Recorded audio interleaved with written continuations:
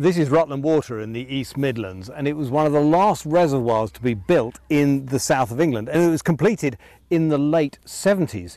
The water should be around my feet. My boots should be wet, but it is unusually low this year because of the drought period. And now that we're seeing such pressure on water supplies from the amount that we are taking, our growing population, our growing number of homes, and the changing climate, means that we could be seeing a lot more of these. Water companies across the southeast have got plans for at least 4 more, but they take a long time to build.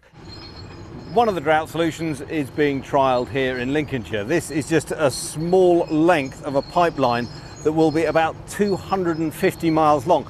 That's longer than the M6, and the idea is it'll pump water from where it's plentiful, in this case up at the Humber Estuary, down to where it's scarce in East Anglia. Now, it's going to cost around £500 million in total, and it'll be capable of shifting 84 million litres a day at peak flow.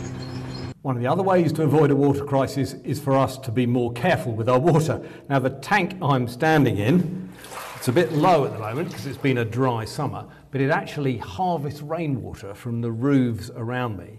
And the folks that live here use it to flush their toilets. Now, this holds 5,000 litres, and they reckon it saves in the region of £150 a year, but it did cost quite a lot to put in, around £3,000. And that's sometimes the problem with some water-saving ideas, is because water is relatively cheap, it takes a long time for them to pay off.